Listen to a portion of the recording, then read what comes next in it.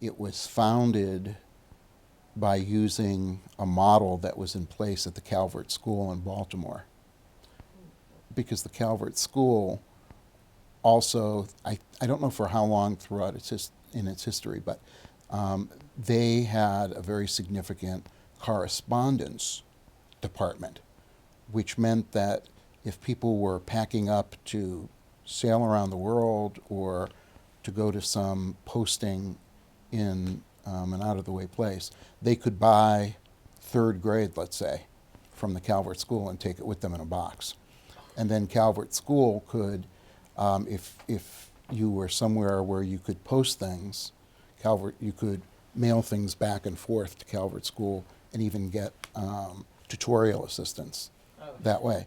But at this school, it was, it started as a small school in someone's home, and then moved into town in Easton and took some space in a hotel that no longer exists. That a group of parents got together and decided they wanted a different kind of education for their children, and then were willing to do the legwork to get something started. What was really interesting was the school to this day has an early dismissal on Friday afternoons at 1 o'clock.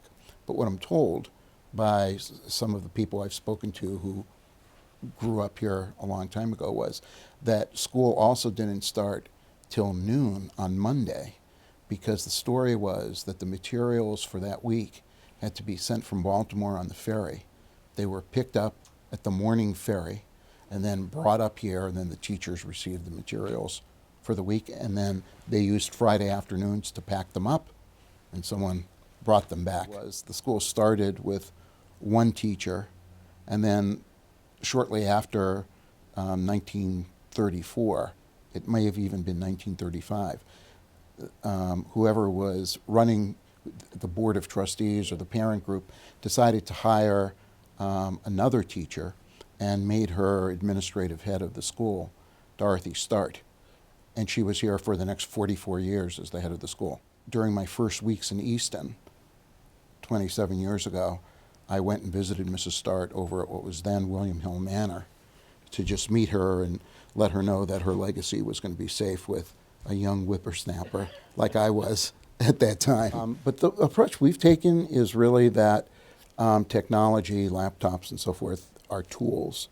They don't take the place of the student-teacher relationship or the instructional process. The most important element at this school remains that student-teacher relationship and how well the teachers get to know the kids, so that they become very attuned to knowing when kids need a little extra support and when they need a little extra nudge. Yeah, well, we think kids benefit greatly from that K through 8 continuum. First of all, because the models that the older kids see are themselves, basically. They're not exposed on a daily basis to much older kids. And the younger kids do really look up to the older kids.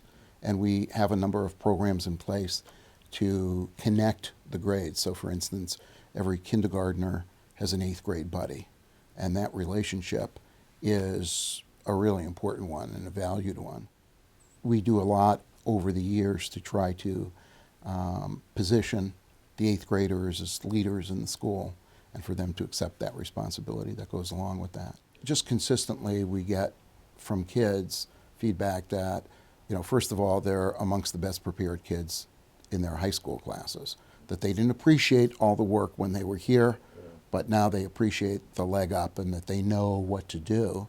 That's one thing, but probably even more importantly to the kids is the fact that the bonds that they create here are lifetime bonds. So many, many kids, their best friends in the world are the ones that they forged those friendships when they were in elementary and middle school.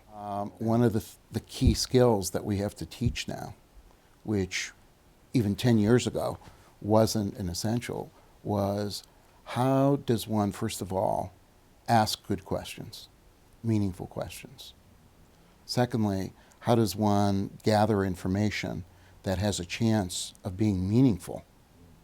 And then how does one sift through all that information to discern what is reasonable and perhaps true and what isn't? And so those are things that, we have to start teaching early on, right alongside the past basics of math and reading and writing.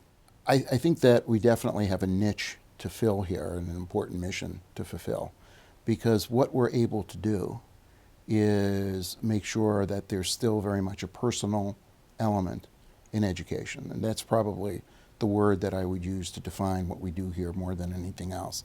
Personal.